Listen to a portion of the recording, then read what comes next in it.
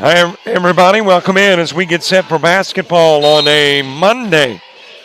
Already spent a couple of games here in Monroeville today.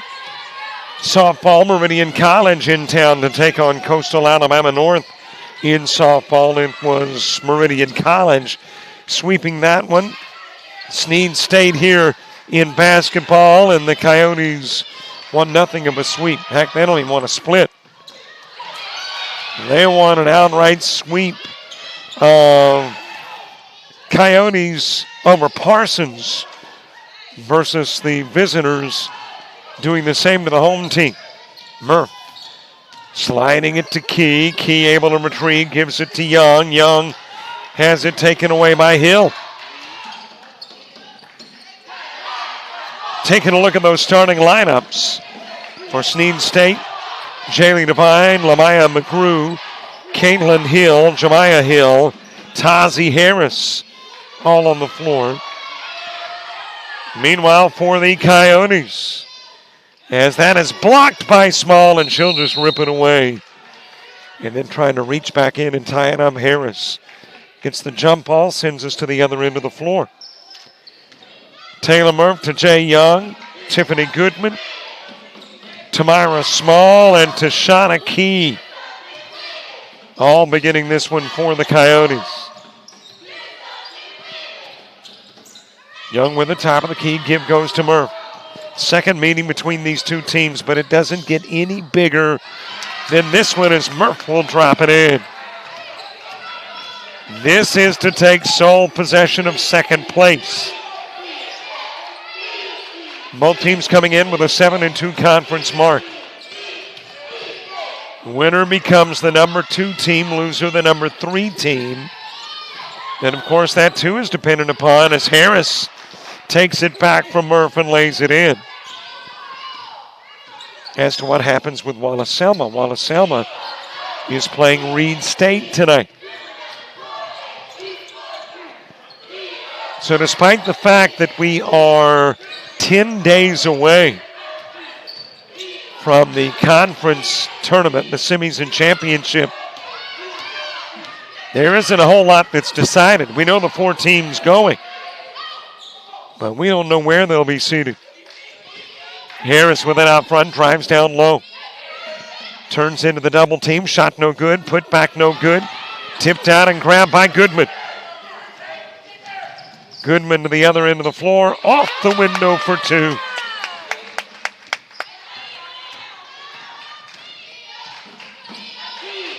These two teams have already met once this year. Met up in Boaz, Alabama. As the 3 is no good from Jemiah Hill. And when they met in Boaz, it was a Snead State win. But Coastal North went into the 4th quarter of that game with a lead. Small able to track down the ball, gives to Goodman. Goodman coaxes it over the rim.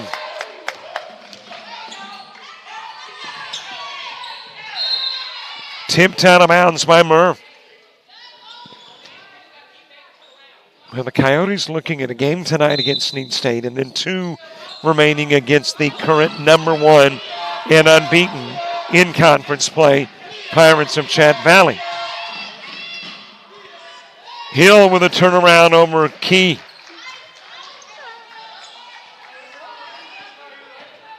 A 2-point Coyote lead, 3.5 in. Relatively clean played game. Not many turnovers, no fouls. That will change, we know. The lean in, about a foot short. Hill with the rebound.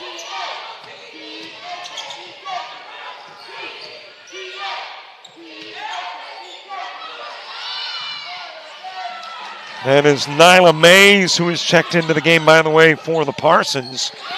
Young with 2. Got behind the defenders.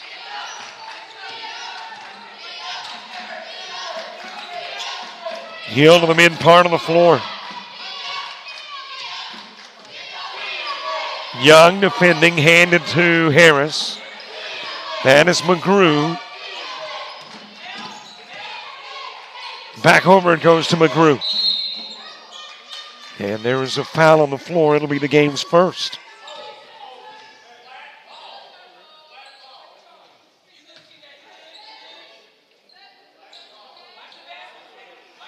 Charge to the Coyotes.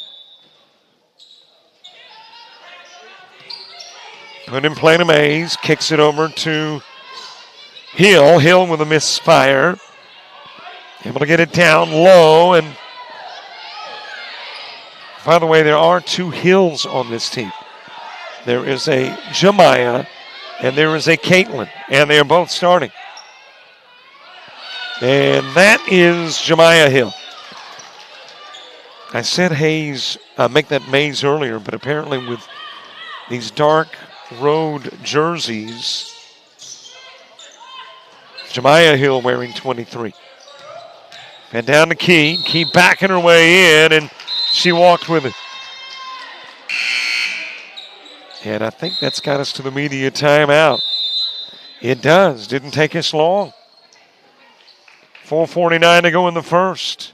And a bucket separation between the two.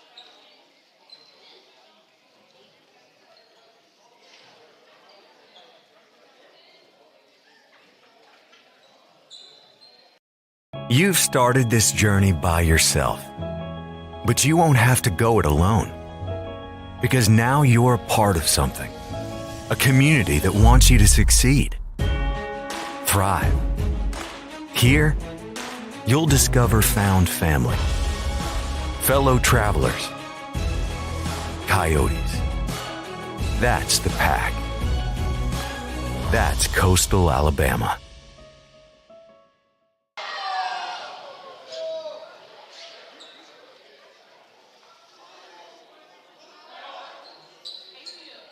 Well, the media timeout, a good spot to take a little nap. Now it's back to the basketball.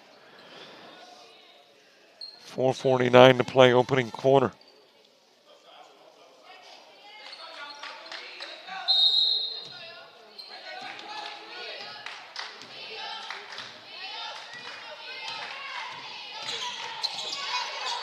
Hill walking it down the floor.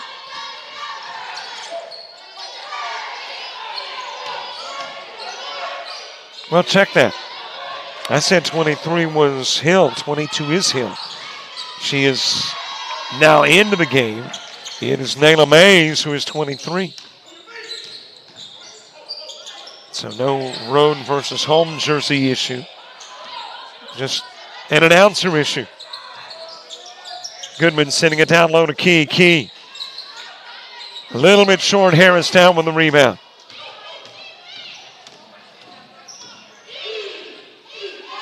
Backing up behind the arc, putting up the three ball. Mays with a miss, and it will go out of bounds off Hill.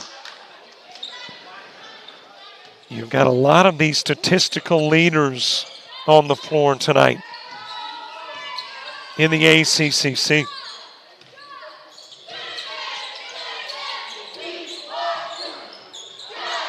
As a matter of fact, 3 of the top 5 rebounders in the conference playing. Small with a miss, rebounded by Harris.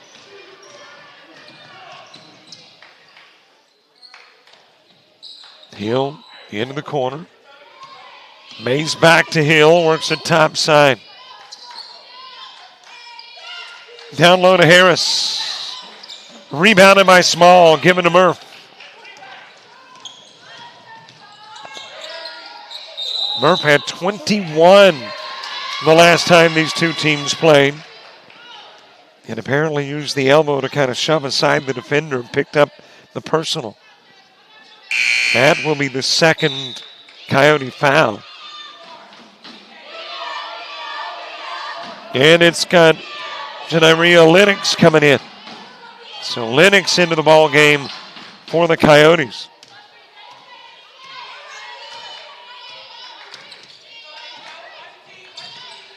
Hill into the corner, and then Hill giving a look. That was Caitlin to Jemiah.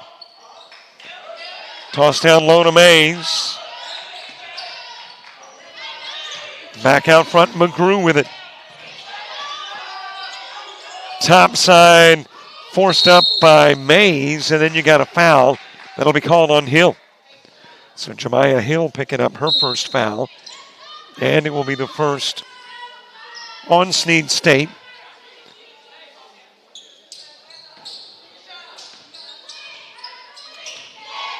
Harris and Caitlin Hill out of the game for Snead State. Emma Garcia coming into the game.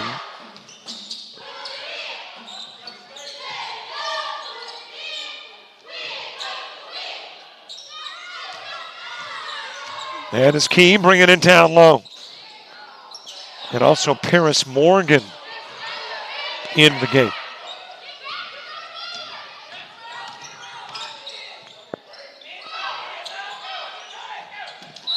Too strong with the pass intended for Hill.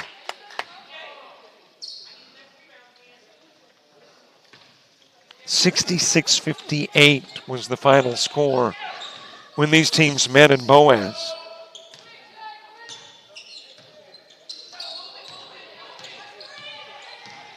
Goodman with a handoff to Young. Key. And she'll draw the foul. Mays committing the personal. And that will have Key going to the stripe.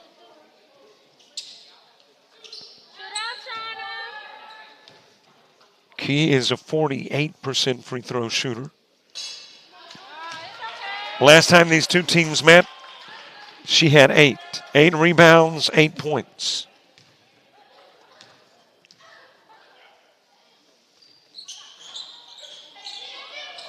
Oh for 2, stays a 1 point Snead State lead. 3 en route. Off the rim from Mays, rebounded by Small. Young to Goodman. And Goodman kicks it into the corner. Lennox splashing in the first Coyote 3.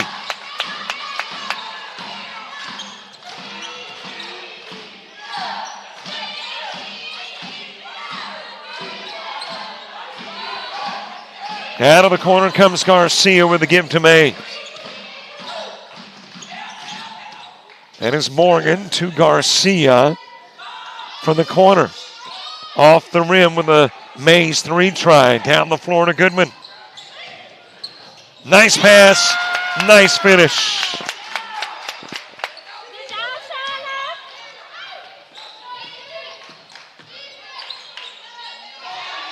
Trying to get the scoop. Mays, loose ball. Mays trying to get it back. Got a jump ball, and the possession arrow will keep it on this end of the floor. Hill, Harris, and Skylar Lassiter in for Snead State. Garcia coming out. Mays out and McGrew out.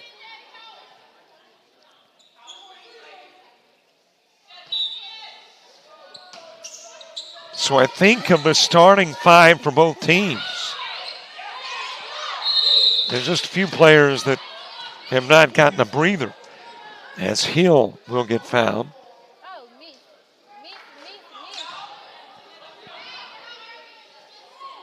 When these teams met in Boaz, Snead State led it after 1 by 1.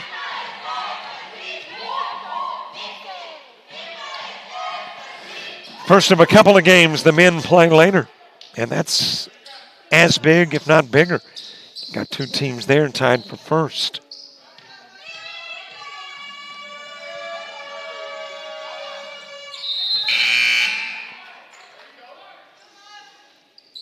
Two-point game. In comes Ariel Gilchrist, and out will go Small for the Coyotes.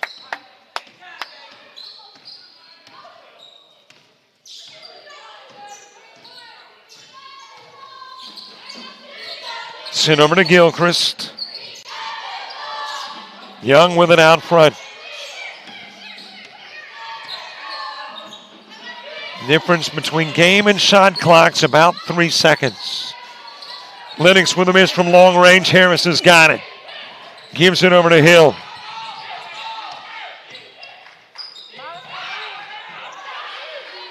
From the top of the key. Hill with a miss, and we've played one. And after one, the Coyotes by 2.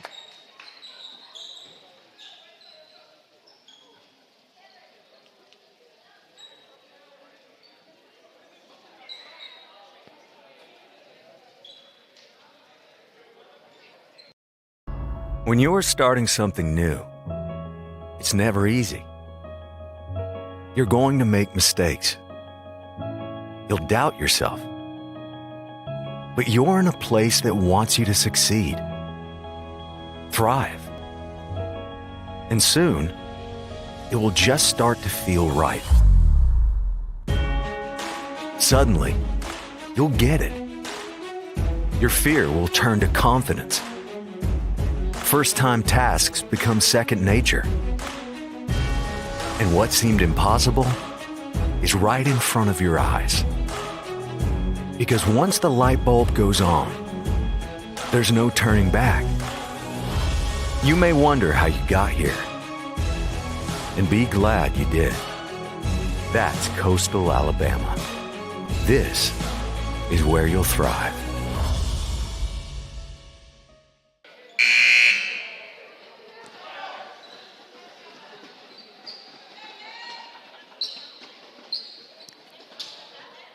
Cheerleaders handing out, I guess they're noise makers. Kind of airfield drumsticks.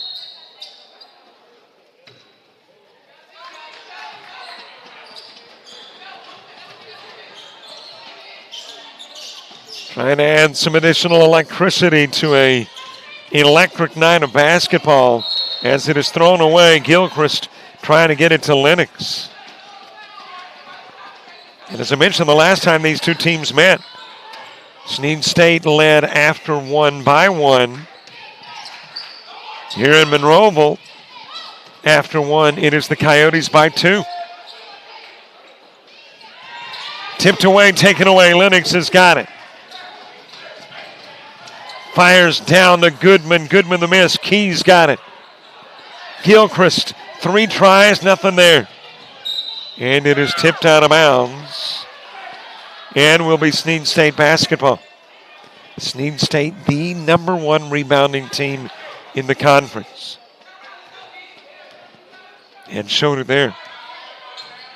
But we're hoping to come away with a few points. Still a 2-point game. Driven down low by McGrew, lays it up and in, ties the game.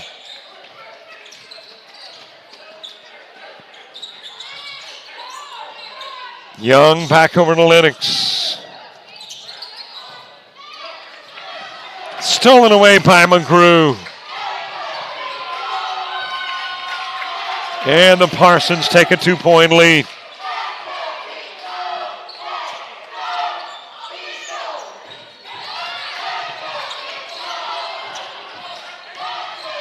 Gilchrist getting to Lennox. Lennox firing over to Young. Young shooting her first 3 of the game off the rim. Put back by Goodman. Not there. Harris with a board.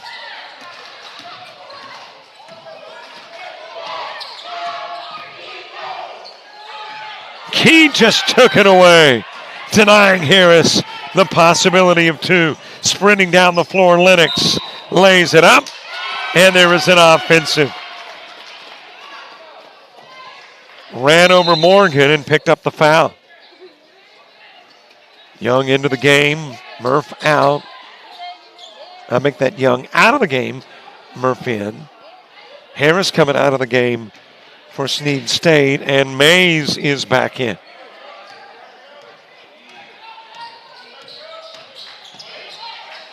And great to have you watching wherever you're watching from. And a reminder, subscribers on YouTube. We want them, more of them, lots of them. Well, able to clear away the defense was Hill, and she knocked down the 2.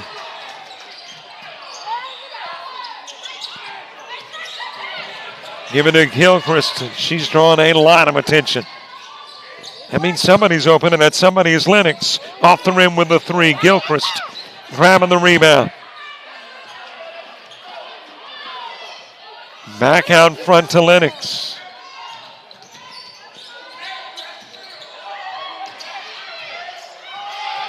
Shot clock dwindling. Murph, I'm not sure if she was initially aware. Long two, got a new clock. Rebounded by Key. Lennox just a little bit strong. Another board. Murph from the elbow. And she'll hit it.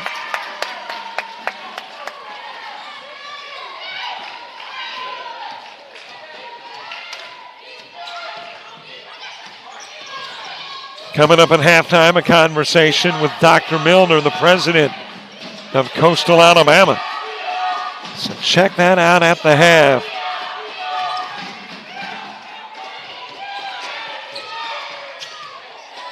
Stolen away by Murph. Lays it up, did not lay it in, but the putback is there for Gilchrist. And we're tied again.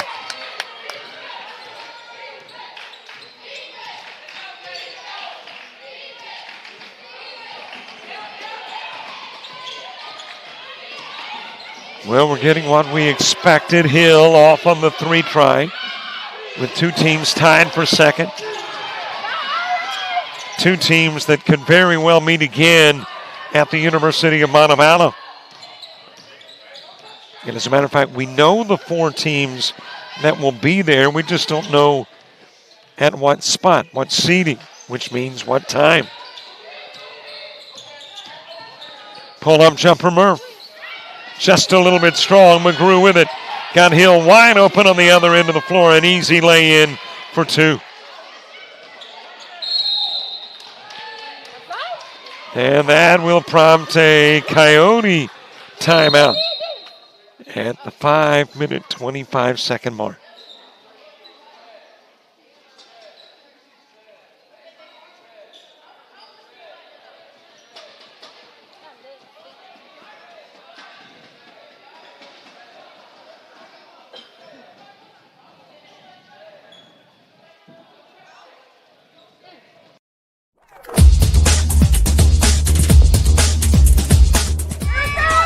Just about all White Jones County. Diving catch it, shortstop. Gross.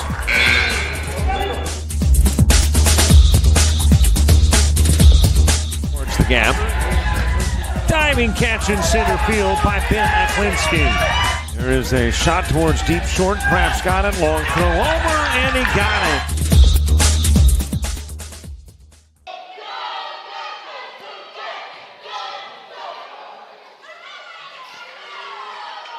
Yep, it is one of those bundle up kind of afternoons here. You know, about a week ago, I was doing a baseball game, and I remember talking about the fact that it was 22 degrees above normal for that day, and that was roughly 7 days ago. Today, doing softball outside, it was 11 degrees below normal for this time of year. Talking about a swing of 33 degrees. Mays with a rebound off the miss. Trying to slide it down low, but Goodman the steal.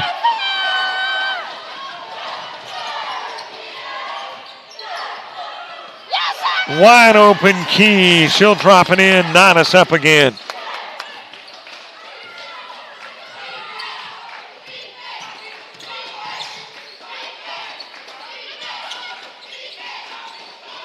Those 4 teams that are making it, no matter what happens the rest of the year, to the tournament at Montevallo, Chat Valley, Snead State, Coastal North, and Wallace-Selma. The question is, what will be the seeding? Right now, you've got Chat Valley at 1, Snead State, Coastal North at 2, and a half game back Wallace-Selma. But over the course of the next week, Chat Valley plays Coastal North twice and vice versa. Snead State plays Wallace-Selma twice and obviously vice versa. So much will change in the next 6 or 7 days. Lennox already has 1 3 off the rim with her 3rd try. 1 of 3 from long range.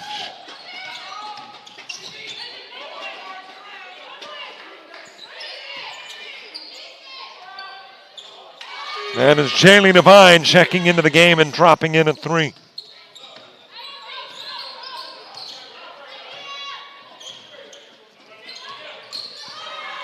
Harris on the steal.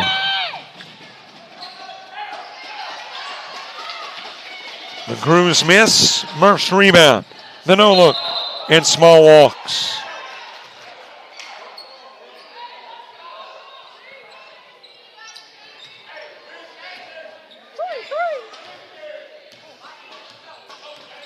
Devine puts it in play. Hill part of the way down. Devine with the 3 off the rim. Small with the rebound.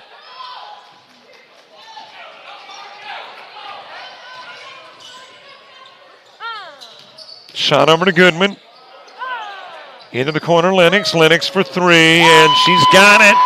Big 3, a much needed one for the Coyotes. Turns it into a 1-point game.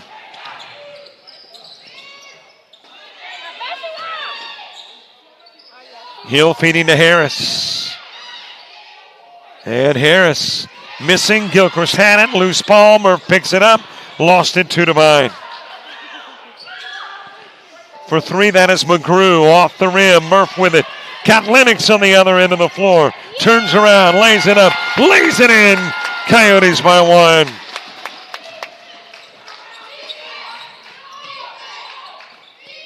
Devine shoots another 3. That is 2 of 3 from long range for Devine.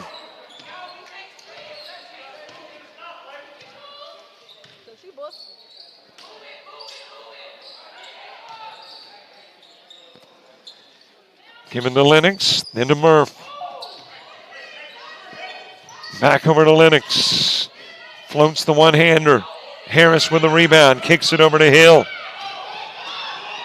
Parsons have got the numbers at the moment. It's McGrew. She'll drop it in. And Murph a little banged up.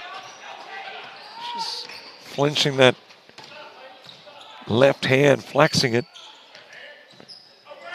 Almost taken away. Now it is stolen. Devine down the floor to McGrew. And McGrew will bank it off the glass. Snead State with the largest lead of the game. 90 seconds away from halftime.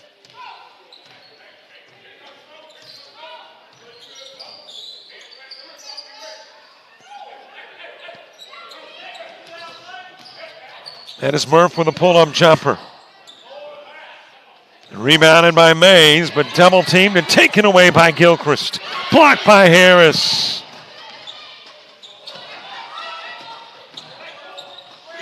Devine off the rim with the 3. Harris, the putback over Murph.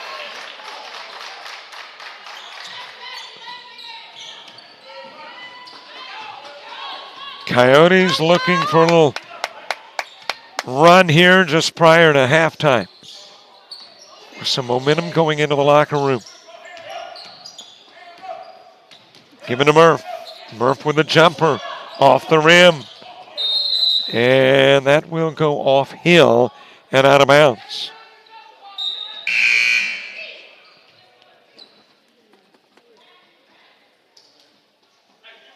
.40 seconds remaining in the half.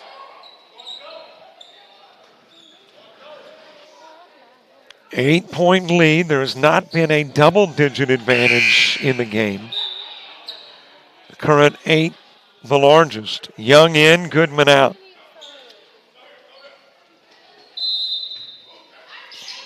Young puts it in play to Murph.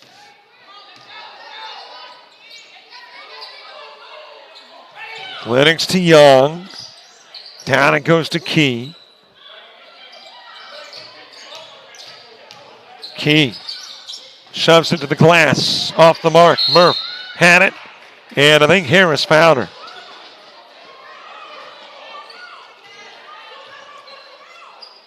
So Murph going to the stripe. Trying to slice into this 8-point lead. Murph on the year, a 64% free throw shooter.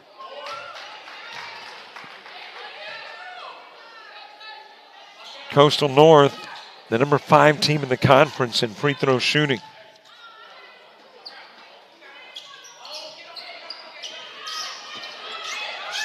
Misses both.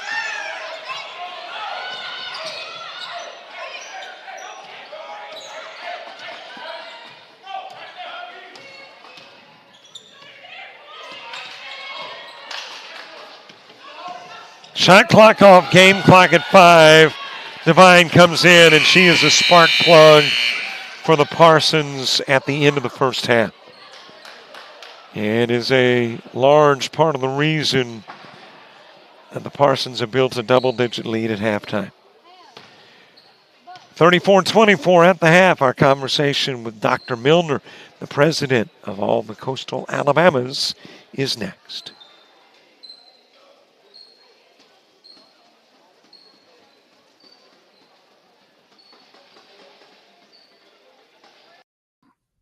Great to have with us at halftime and Dr. Aaron Milner, who is the president and all of the Coastal Alabamas.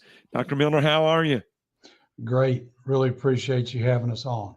It is a pleasure to have you on. First opportunity to chat with you. And the first thing I always like to do in those first conversations is get a little bio on you, a little background. Where did you start from an academic perspective? What eventually got you into academics and specifically got you to Coastal Alabama? Well, I'm an example of life's journey that sometimes if you want God to laugh, tell him your plans, so to speak. But I started as a middle school teacher and coach back in the mid-90s and was in Eufaula, Alabama, and worked my way from there to becoming a teacher and assistant coach at Eufaula High School.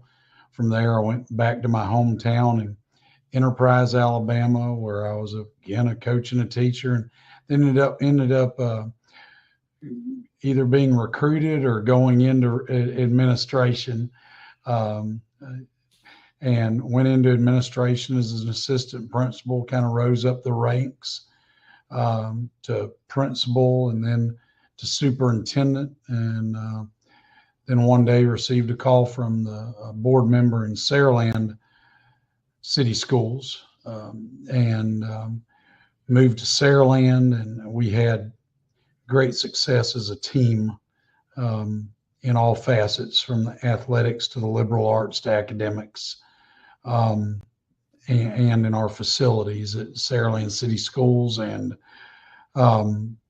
would like to believe that was something that caught the eye of the chancellor of the two-year system, Mr. Baker, and ended up, I expressed interest in this position when it came open, and was fortunate to be selected by Mr. Baker and the Board of Trustees to lead Coastal Alabama Community College into this next chapter. Let's go all the way back to where you were in college, getting educated for the vocation that you felt like you wanted to travel. Did you ever see yourself as the president of a junior college when you were just leaving, let's say, college to join the workforce? Absolutely not. And I share that with young people often, keep your dreams wide open. And when I say young people, I mean I've had the great opportunity to address a lot of our students here at Coastal. Excuse me. And I tell them, keep an open mind, because you never know the opportunities that are going to be presented to you. I was a big athletics guy, and wasn't a very good player, I didn't think, but I had the ambitions of being a coach and being a teacher, and I still admire our classroom teachers, our instructors. Those are the boots on the ground, and love doing that. But was at the University of Alabama, and had a great friend network, and three of us ended up going into school administration. One is deceased, but was the former president of Enterprise State Community College, and then another one is now assistant state superintendent of education, and we all look at each other now, with the exclusion of Matt, of course, but our friend group's kind of like, how did this happen? But I've tried to approach things with a servant's heart, and just want to really be in this role to see the lives of our students, that they have the opportunity to lead a better life through their experience at Coastal Alabama Community College. What athletic or what sport did you coach? I'd like to say I coached football, and I was a head baseball coach for a year, an assistant baseball coach for a year. I was always an assistant football coach, but I was a 5A and 6A level, so it was a decent, we're pretty quality programs. And then I was asked to coach. I was an assistant basketball coach and a head girls basketball coach, and I don't know how much I coached them. I tried real hard, but I was filling in that spot, and was passionate about it, but tried to give my best whenever I fulfilled those roles. When I think of Coastal Alabama, I'm involved from the athletic perspective. So I'm looking at North and South that have got athletic programs. But Coastal Alabama is far more expansive than just Bay Minette and Bruton and Monroeville, is it not?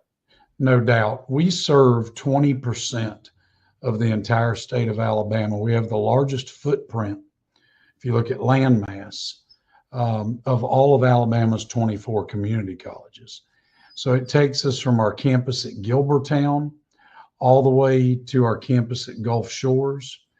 We have a campus in Mobile County at Brookley Field, where it's at the site of the Mobile Airplex Airport.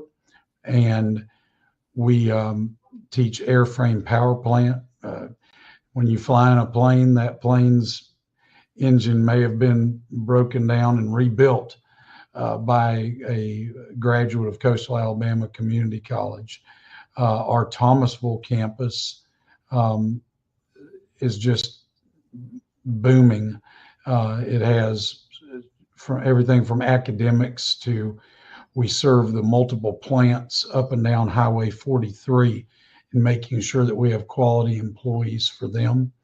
Our Atmore campus is bustling right there on the interstate as well, and we serve various trades, but also our academic courses that are offered there are helping students go to a 4-year school, or they can go into one of our trade programs such as HVAC, heating and cooling, to our nursing and allied health programs, and those students are able to go 2 years and are pretty much 100% of those students get a job when they leave our program. So, sky's the limit. Gulf Shores, our culinary program, students are finishing there and immediately going to a job working for a restaurant along the coast. So it's just, it's very rewarding for me to go into these communities and witness the impact that our instructors are having in those communities.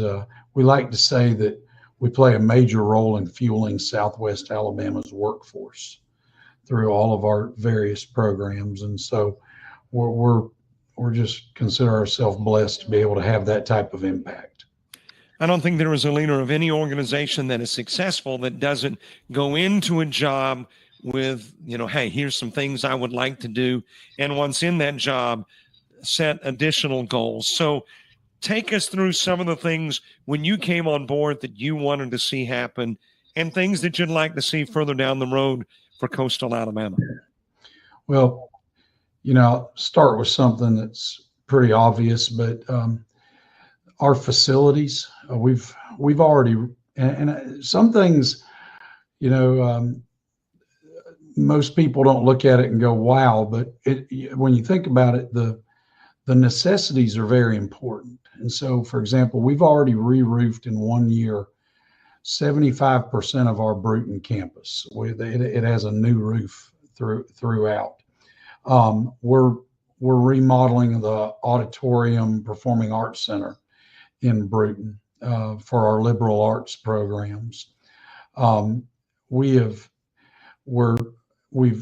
re-landscaped throughout our campuses and made it where when you're a student and you walk up, or if you're a parent and you walk up with your student for the first time, you want to say, well, you know, that's an appealing place. That's somewhere where I want my child to go. If it's something that's old and drabby and that kind of thing, we don't want to necessarily send our child there. And you know, later in life, we don't want to go somewhere that isn't modern and that type of thing. We're trying to improve the technological opportunities for all of our students and our instructors to be able to make it where our instructors are teaching in a way that will aid our students when they enter the workforce, kind of enter the real world, so to speak. So all of those things, the biggest thing though, I would say, is we're trying to make a culture in Coastal Alabama Community College. And I get funny looks about this thing sometimes, but you know, I'll often get the question, what's the most important thing that we do? Well, really, we do so much that we have to make everything important. If it's our athletic programs, we want to be able to say that we're doing the very best we can in our athletic programs and what we're providing there. If it's our academic programs, we want to provide the best instruction we possibly can. If it's the appearance of our facilities, we want it to be the best that it can be. So creating a culture top to bottom of excellence, frankly. Now we're not there by any stretch of the imagination. I want to make that clear, and probably during my time, I'll never feel like we got there. But we're going to always strive to do that. And we're seeing those changes take place. Athletics wise, you know, facilities wise, we're doing some great things. Monroeville, we've completely renovated our softball facility. It's being redone or been up in new painting. It's had a total makeover, so to speak. In addition, we've resurfaced our tennis courts. We're getting ready to put a new roof on our gymnasium and prospectively a new gym floor just at Monroeville alone. At our Bruton campus, we're putting up a new grandstand for baseball, new restrooms for baseball, and we're getting ready to do some remodeling in our baseball locker room. And then at Bay Minette, we're taking on a major project in a new softball and baseball locker room that will be connected to a covered open air, so to speak, hitting facility, but it's going to be state of the art. It's going to have meeting areas, training room for our athletes. And on top of that, and I know you've seen it, our newly remodeled gym that we have. I bring those up just to kind of the standard we're trying to set throughout our footprint of all the things that we're doing. At Fairhope, we've taken on new advising centers that have been recently constructed, or center that's been constructed, and then a new parking area that's been redone that's going to really assist the campus. So just across the board throughout our footprint, the challenge I have is what you've already alluded to, 8 campuses throughout, and trying to provide that balance while showing each of those communities our concern and care that we want to be able to educate anyone in their community in a first-class facility. It just comes to my mind, Thomasville, we just did a major re-landscaping project there that's completely changed the way the facility looks, and we remodeled what we call the Tom Bigby Room, which is a large conference center type area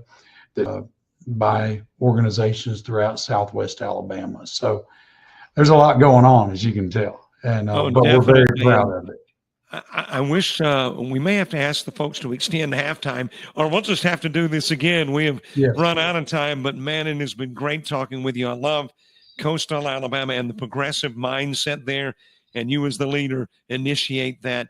Thanks so much, Dr. Milner, for being our halftime guest. Thank you. And lastly, I'd just like to express my appreciation to all of our coaches for the effort they put forth in not only competing, but also producing quality young men and women. So I'm so proud of the job they're doing.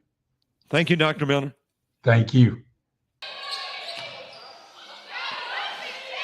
Hi, everybody. Welcome back as we get second half action underway. McGrew with the inbounds. And it is immediately laid in, and the Parsons will take a 12-point lead. Thank you very much, Dr. Milner. The conversation at halftime. Halftime of the men's game, we'll have Daniel Head, the athletic director of all the Coastals, as our feature. Coyotes with Murph, Smalls, Goodman, Young, and Key on the floor to begin things. Snead State will start half number 2 with Devine, Hill, Mays, McGrew, and Harris. Murph with a pull-up. Rebound by Key. Put back off both sides of the rim. Harris with a rebound. And then a foul called on Small.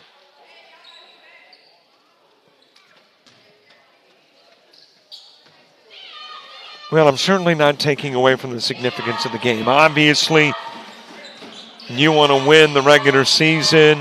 You want to go to the postseason Final Four as a 1 seed, but really, does it matter a whole lot? I mean, all 4 teams that are in are playing, and whoever you play, you got to beat to win it. Laid in by McGrew. But granted, these teams, Coyotes, Parsons, and the 2 that are in the Final Four in the Pirates and the Patriots all want to be a 1 seed. And here's the irony to where we are currently. They've all still got a chance. Key shot blocked by Harris, able to get it back.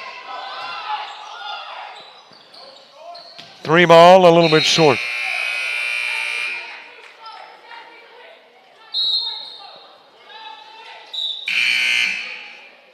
Checking into the ball game for the first time tonight, that is Megan Odom. And Key will come out. Well, now Key trots back onto the floor and Smalls comes out.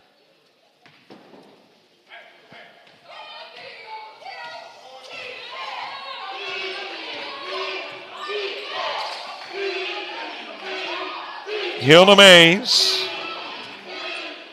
Back over it goes to Hill.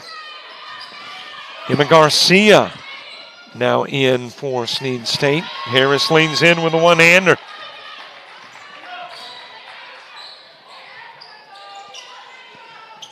Well, here's the other side of that coin. Anybody could end up 1. Anybody that's still in can wind up 4. Young hitting it from the corner.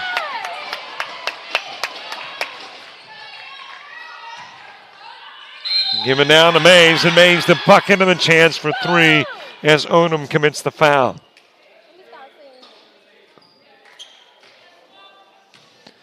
You have got 3 teams with 2 losses and 1 team with no losses. The no-loss team is Chad Valley. The worst they can do now with, 2 games left and both against Coastal North? So the worst they can do is 2 losses in the conference. Everybody else could have as many as 5 losses in the conference. And you got to walk prior to the Garcia shot.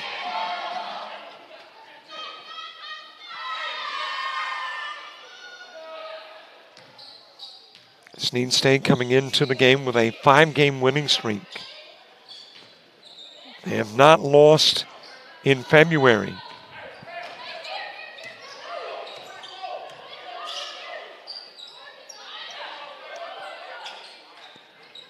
Goodman. Giving to Young, back to Goodman. Murph with it out front. Trying to spring Young for an open 3. Instead, you got a foul called. And that's going to be the second one on Odom.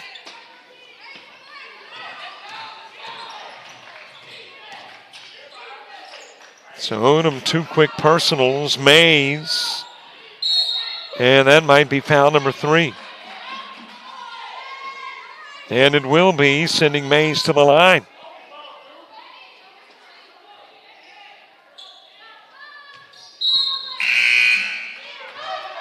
So Odom will come out of the game. Rihanna Jean will check in.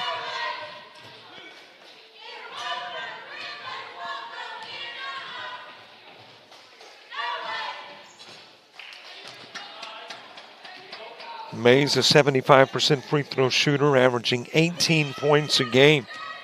Number 1 scorer on this Snead State squad, missing her first, making her second.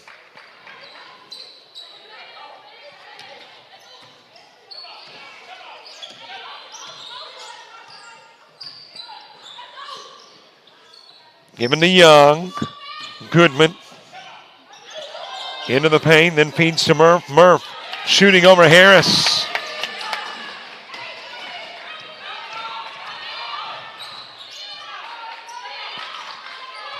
Coastal Alabama North, you've got to walk by Mays. The defending conference champions. Won the conference, won the district a year ago. Went to the Nationals. And would love a return visit. Got a Parsons squad to go through tonight. And the Pirates on the 20th and 24th. 20th here, 24th in Phoenix City.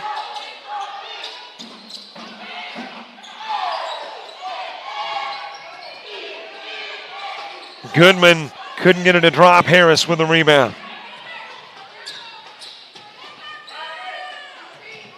Into the corner to Mays. That is Paris Morgan into the game. McGrew giving it to Lassiter, and Lassiter will roll it around the cylinder for 3.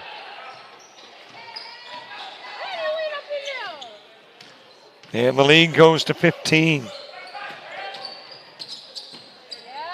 Murph, too strong. And Key, foul by Mays.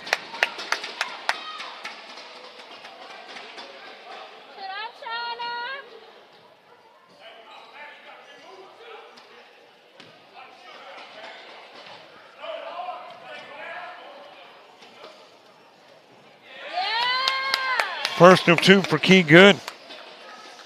A 48% free throw shooter, top scorer on the team. The number 2 rebounder on the squad, and the number 3 rebounder in the conference.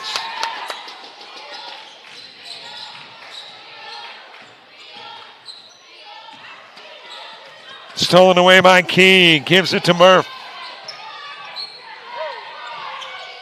3 ball from Young.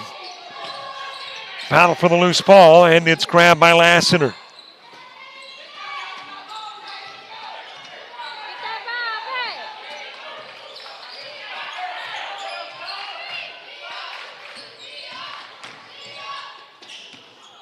Lassiter wide open for the 3.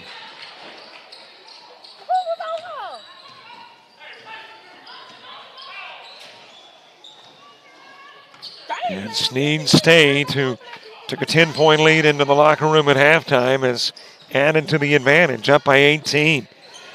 Key with a miss, rebounded by May, gives it to Harris.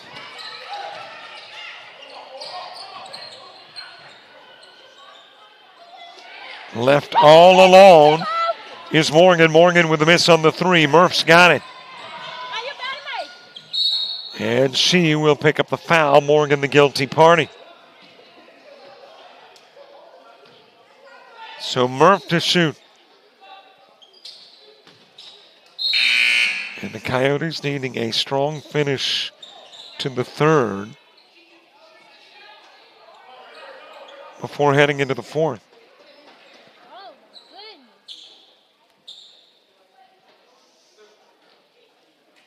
Well, I don't remember a timeout. And this would be the point in which we typically take our media timeout. Unless there's a team-called timeout prior to the midpoint, and they'll sometimes combine those. I don't think we've had that.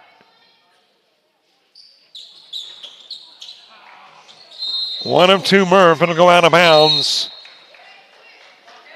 Off of Hill. Gilchrist coming into the game. And Murph going out. Men's game to follow. We close out this link and open up a brand new one for that contest about 20 minutes after this one ends.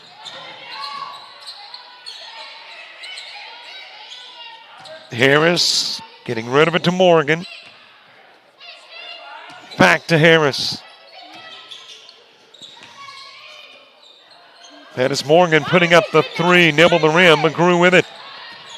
Lost it, Smalls grabs it. Goes to Goodman.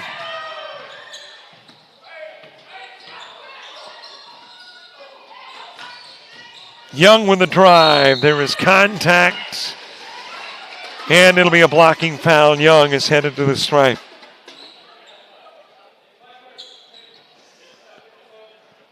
Young, a 48% free throw shooter.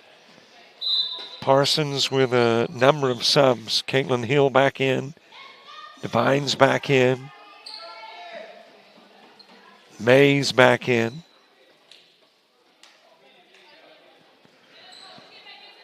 Now we take the media timeout. Well, you know the old saying, better late than never. 3:41 to play in the third.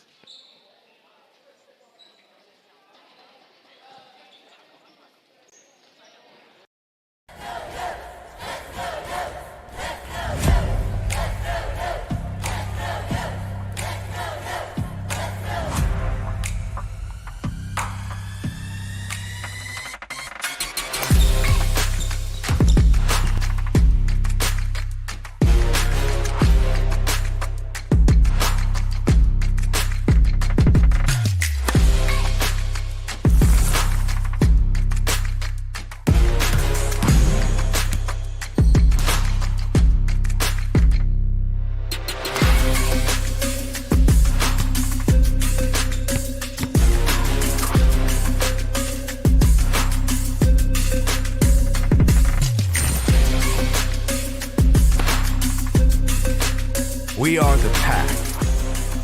We are Coyotes. We are Coastal Alabama.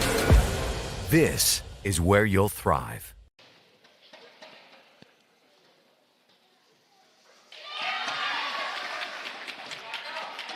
Young averaging just under 10 a game. She is the number 2 three-point shooter in the conference.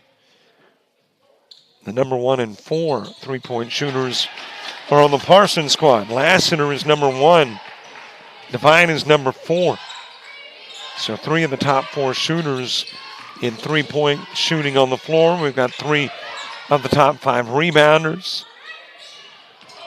Tipped into the corner. Hill able to grab it. Goes to Devine.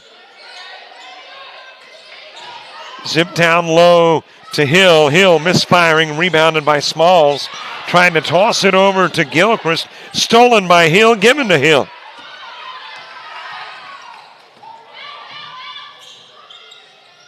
Goodman to Lennox, who is checked into the game. Young's left open for the three, off the rim. Gilchrist able to get it. Lennox says, I'll try. Misfiring, Gilchrist again, the rebound. Trying to throw it back onto the floor and does so to Mays. And Mays grabbing the rebound, putting it up and in over Lennox.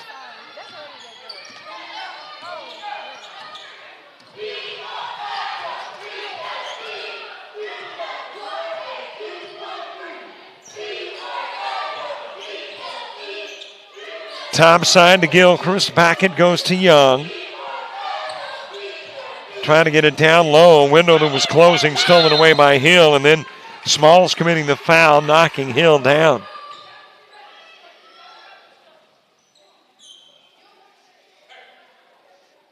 And it will be Parsons basketball from the corner with 2:17 to go.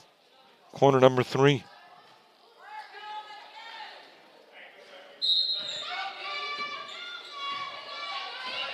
Men's game coming up. It's been a busy day of Coastal North athletics. Softball, baseball, now basketball, all involving the North Coyotes today. Baseball, Coastal North sweeps a pair from Post Florida Grad. Softball, Coastal North loses a pair to Meridian College. And now we're into the basketball phase of your Coastal North athletics.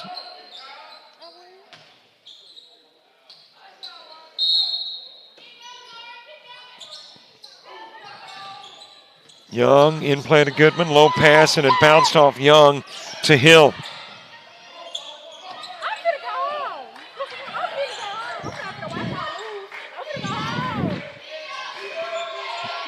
Hill with the top side, standing on the Coyote whisker.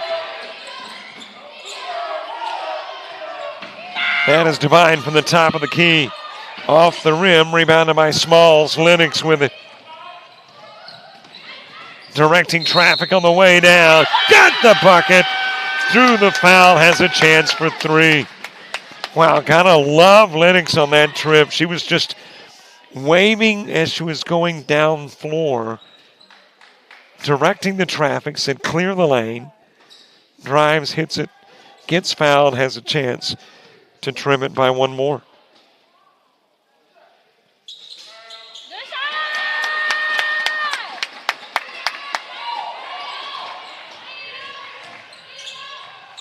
Given to Devine. Devine missing from 3. Rebounded by Goodman. Zips it down the floor. It is swatted out of bounds by Mays.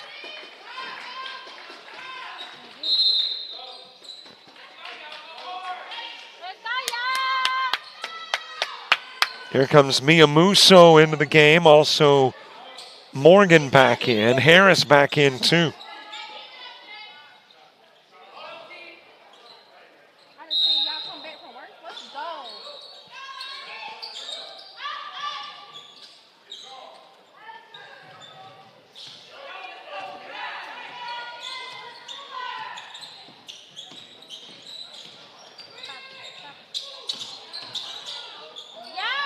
That is Goodman.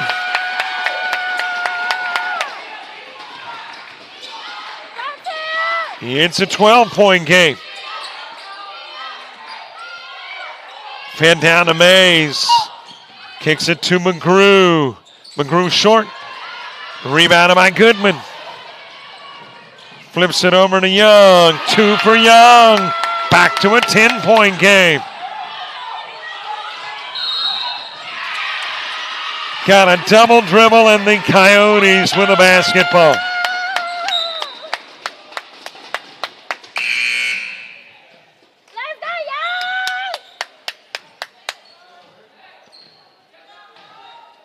So the Coyotes put it in play from their bench, practically.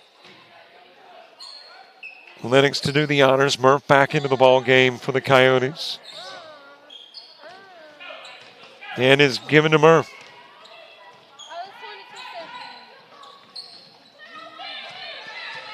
A 10-point game with 17 seconds and no shot clock left in the third.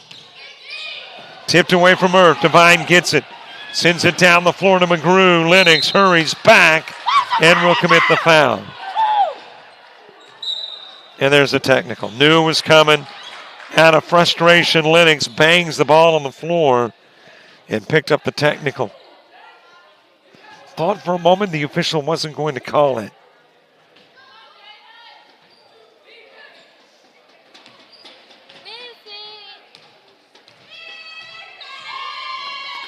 So McGrew shooting.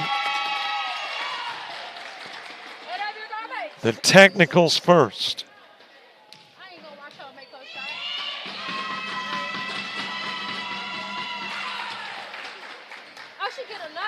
So both technicals good. Now,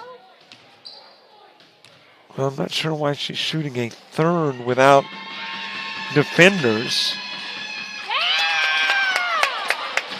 I guess she's going to go ahead and shoot them all. And I guess there's no reason to have defenders because they will get the ball based on the technical. So McGrew going 3 of 4. That was a costly technical.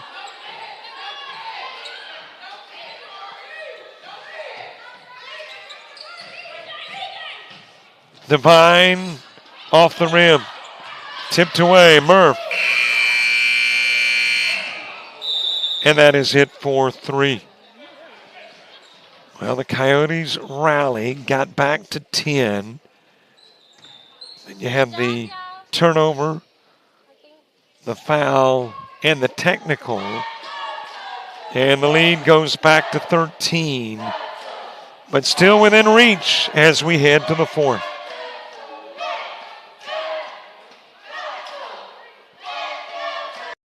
You've started this journey by yourself, but you won't have to go it alone. Because now you're a part of something, a community that wants you to succeed, thrive. Here, you'll discover found family, fellow travelers, Coyotes. That's the Pack. That's Coastal Alabama.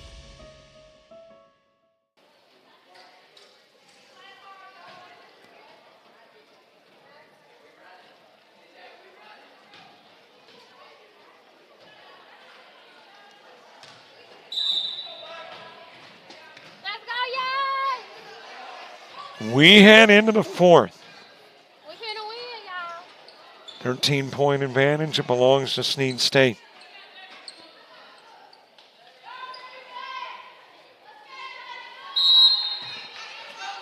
Coyotes hoping that that foul and technical and 3 out of 4 free throws for McGrew wasn't a momentum changer.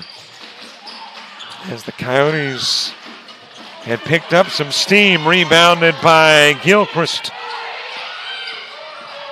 2-on-1 on the other end of the floor, thrown behind Smalls.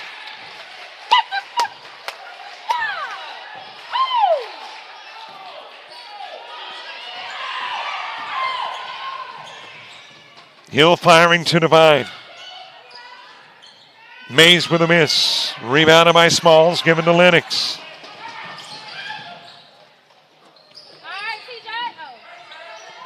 Young coming out of the corner. Back it goes to Lennox.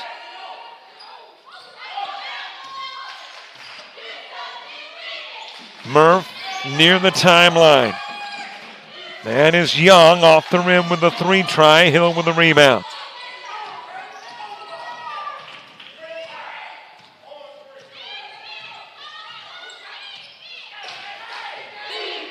Hill out front. Give goes to McGrew.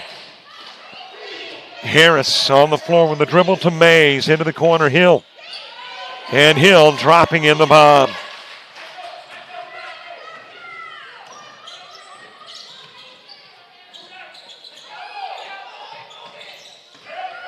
Back to Murph. Coyotes have not lost a Monday game. They're 7-0 on Mondays. Murph missed it, got it back. And that little slide after the grab is a travel. Goodman into the game, Murph coming out. Snead State has only lost 1 Monday game. They're 5-1 on Mondays. 7-4 away from Boaz. Meanwhile, Coastal North 6-5 here at home. And a timeout on the floor asked for by the Parsons. 8:09 to go in a 16-point game.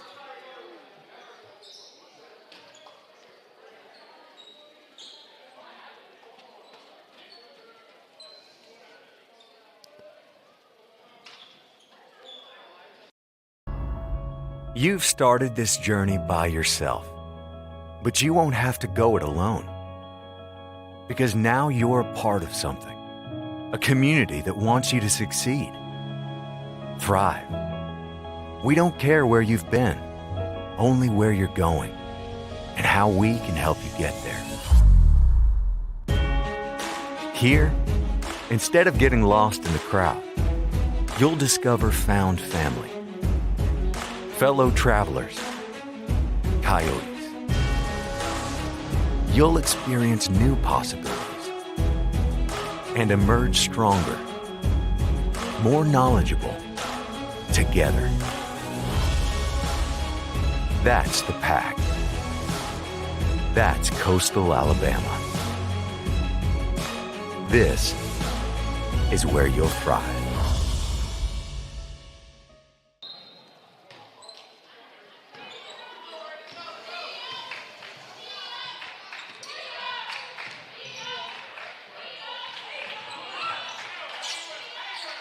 Turnaround jumper to Fine.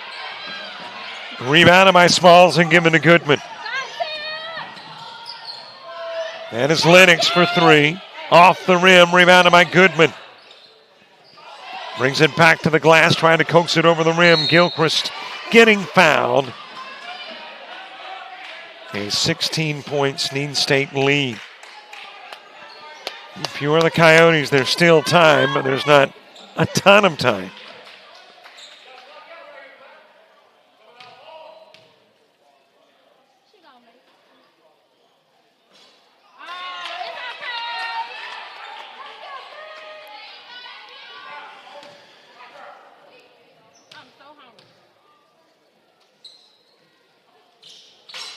Gilchrist over. It is rebounded by Mays. Harris flicks it over to Harris. Make that to Hill. And there is a foul on the floor.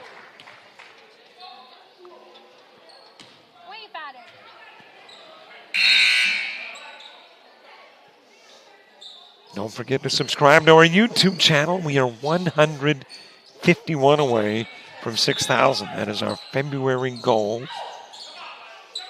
What do we do if we hit 6,000? Try for 7. What if you are the 6,000th subscriber? Well, we don't have a budget for a new car or anything like that. McGrew made the bucket and then got hurt. Went down immediately.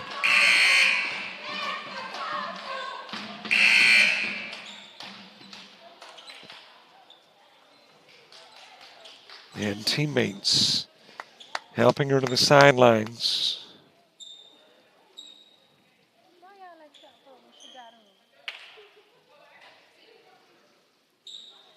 Well, there is a trainer on staff here, and as a matter of fact, she's been really busy today. Was doing the softball doubleheader earlier. Now the basketball. Stolen away by Harris, then stolen away by Young.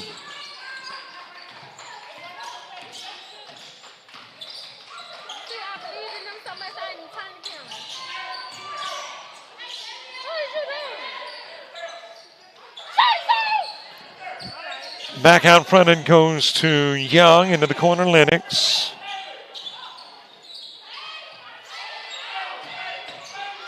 Goodman. And it's rebounded by Mays.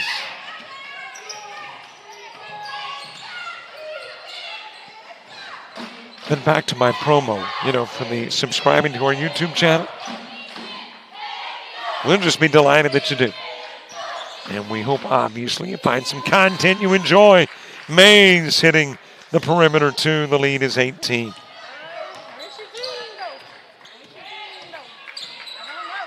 Check that, 20 now.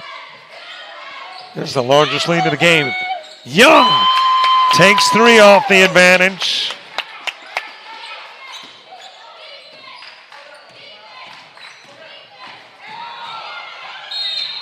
Foul by Key.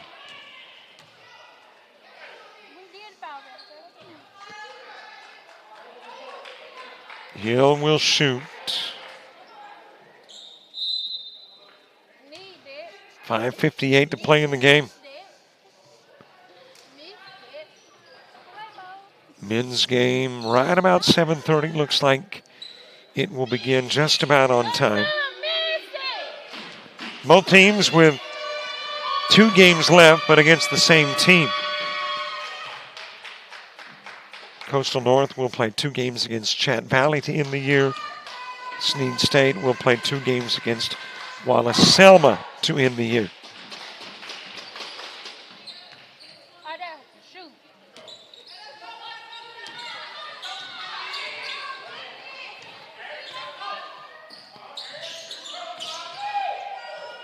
Gilchrist to Lennox. Lennox for 3. And she's got another big 3.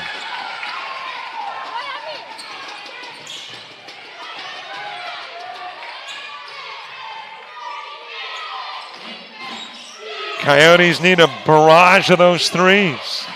Got away from Hill. Goodman, lead pass. Too much to Lennox. Can't catch up with it.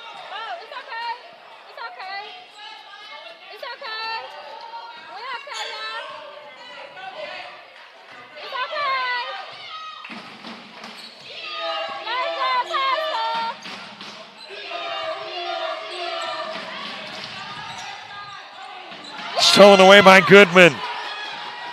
Goodman, one-on-one against Mays. Got the bucket and drew the Mays foul.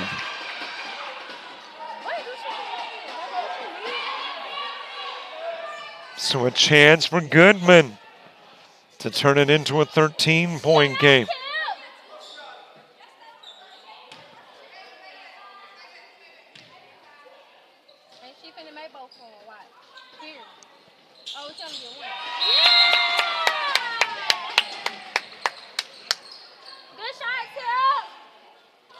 Morgan coming into the game. Devine going out for the Parsons. In play to Hill.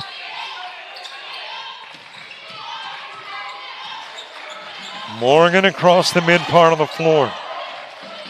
And we have crossed the midpoint of the quarter. Nice feed to Harris. Collision between she and Young. No whistle. Goodman with it.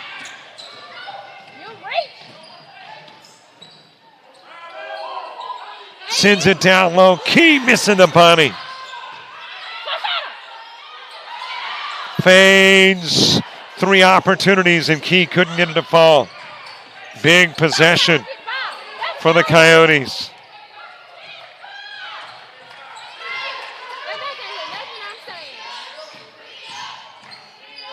Morgan driving it down low. Hill back out to Mays. And there's a blocking foul on Goodman.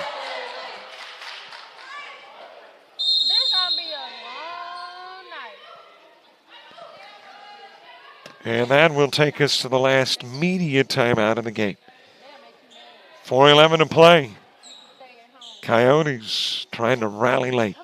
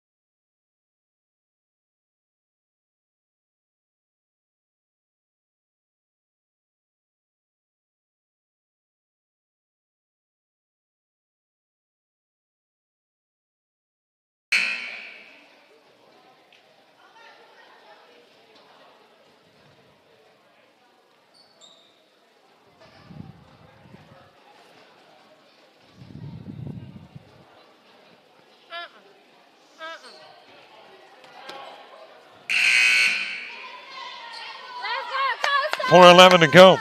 63-50. Still not outside of the realm of possibility. It is about a 5-possession game. But if you're the Coyotes, you got to have a lot of this. Lennox the steal and score.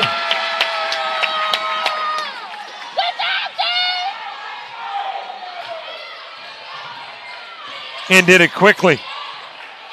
All pluses for the Coyotes, down by 11. They have not been within 10 in the second half.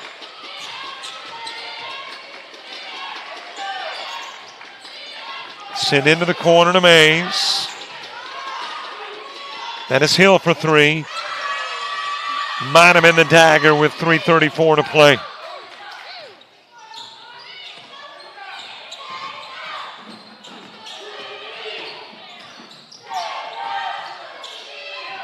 Tipped and then taken away by Devine.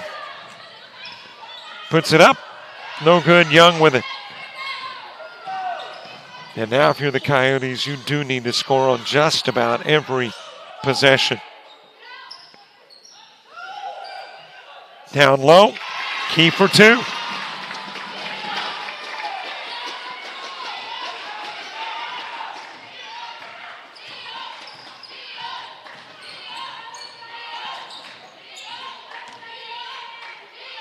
Handoff given to Devine. Parsons wanting to eat time off the clock. Hill short on the three try. Able to get it back. Goes to Devine. Devine misfiring on the three. Another rebound.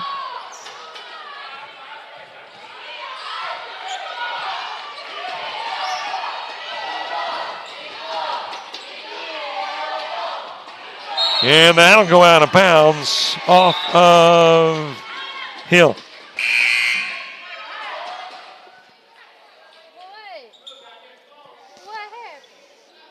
Well, here is where you've got to put a run together. I have seen a junior college women's basketball team overcome a 12-point deficit with 1:26 to play, send it to overtime, and then won it in OT. It was a game between Colin and Jones Junior College. So it is not outside of the realm of possibility, down by 12, but you got to go on one of those tears if you are the Coyotes.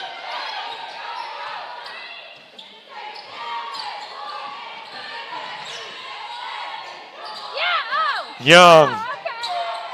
Back over to Goodman.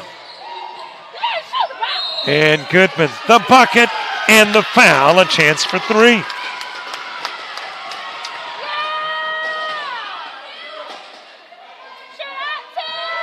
And the Coyotes with an opportunity to make it a three-possession game. So it was a five-possession game about 2 minutes ago. And Goodman with a chance to turn it into a three-possession game with 1:54 to play, and that is a manageable. Still a 10-point game. Rebounded by Hill. So it is four possessions still. And Morgan short. Hill crawling over the back of Goodman, trying to come down with the rebound.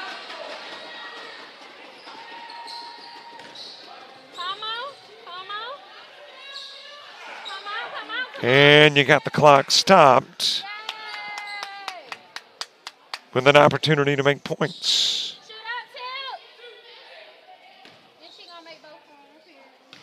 Goodman is a 62% free throw shooter.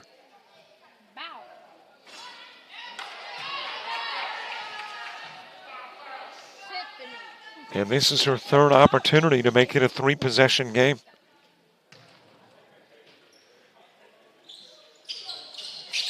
In and out. Able to get the rebound, though, is Goodman. Goes to Young, needing the three. It's en route. Off the rim, rebounded by Harris. And a jump ball, keeping it on this end of the floor.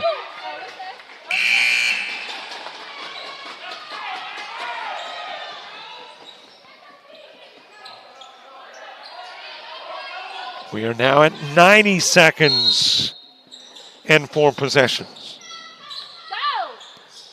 In play to Goodman. Goodman off the glass. Into single digits. Coyotes clawing their way back in. Do they have time?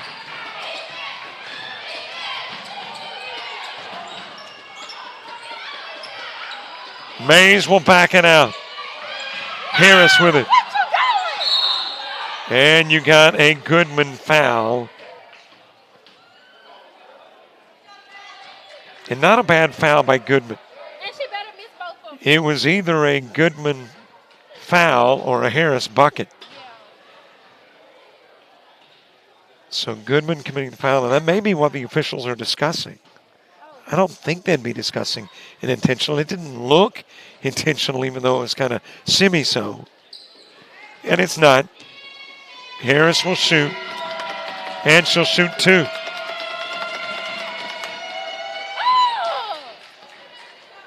Still a 3-possession game. This is a big free throw here, though.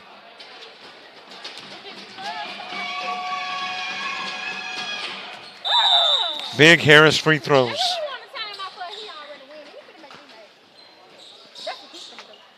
Lead goes to 10. We've got a timeout with 65 seconds remaining in the game.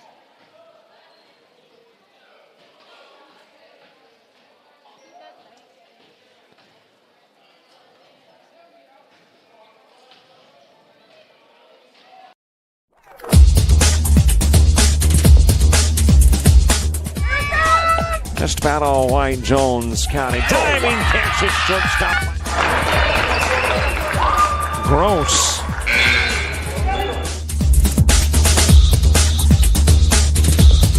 Towards the gap. Diving catch in center field by Ben Aklinski. There is a shot towards deep short. Craps got it. Long throw over, and he got it.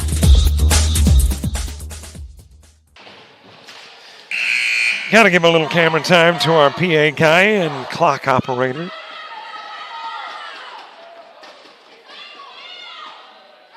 Got a faithful crew right there next to him keeping score. 2 gentlemen that are here often.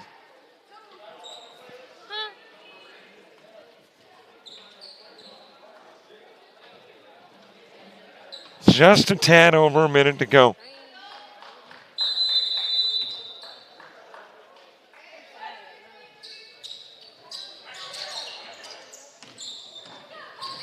Lennox trying to save as much time as possible. Tipped out of bounds.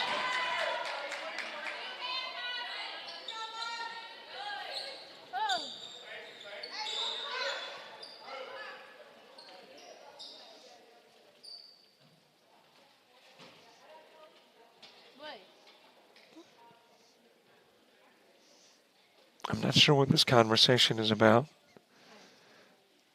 Umpires conversing. Maybe in the possession clock. I think they needed it switched to where the arrow pointed the other way. And it's stolen away by Hill. Young's got it.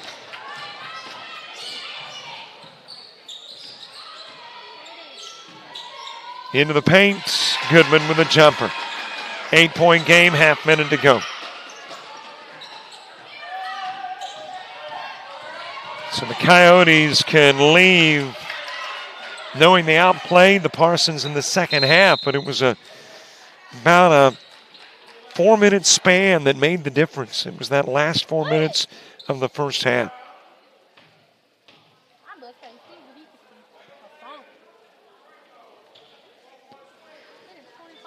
And the Parsons will win their 6th in a row. Go to 18-6 overall.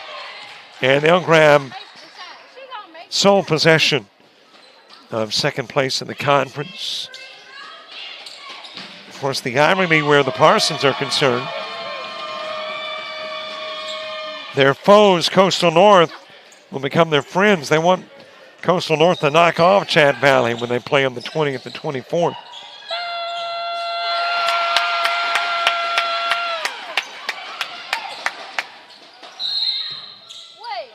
Foul committed by Goodman. Of course, in looking at it now, I won't say with 100% certainty, let's see, Coastal North is the only opponent for Chatton Valley, so Chatton Valley may have it wrapped up with a win tonight by Snead State, because Snead State, even if they knock off Wallacella twice, will finish with 2 losses in the conference, and those 2 losses have come to Chatton Valley. And where Coastal North is concerned, even if they beat Chatton Valley in both games, Chatton Valley will still be the 1. So it looks like what tonight definitely determines is the 1 seed. And ironically, it is neither one of these 2 teams who are in the deciding game. I think unofficially, this has put the number 1 seed into the hands of Chatton Valley, as Snead State will win it by a 70-63 final. And the Coyotes will absorb their first Monday loss of the year. Fall to 7-3 in the conference, 11-11 overall. Another big game.